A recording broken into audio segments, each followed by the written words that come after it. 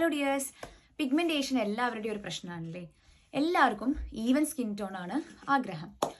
Pigmentation എങ്ങനെയാണ് വരുന്നത് വെച്ചാൽ മെലനിൻ എന്ന് പറഞ്ഞൊരു പിഗ്മെന്റ് കാരണമാണ്. ഈ മെലനിൻ പ്രൊഡ്യൂസ് ചെയ്യുന്നത് മെലനോസൈറ്റ്സ് ആണ് നമ്മുടെ സ്കിന്നിൽ തന്നെ ഉള്ളത്.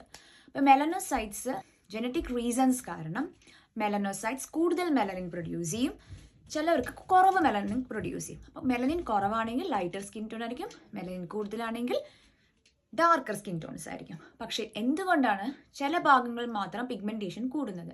അതിൻ്റെ മെയിൻ ആയിട്ട് 4 കാരണങ്ങളാവാം. ഒന്ന് സൺ എക്സ്പോഷർ, UV റേസ് കാരണമാവാം.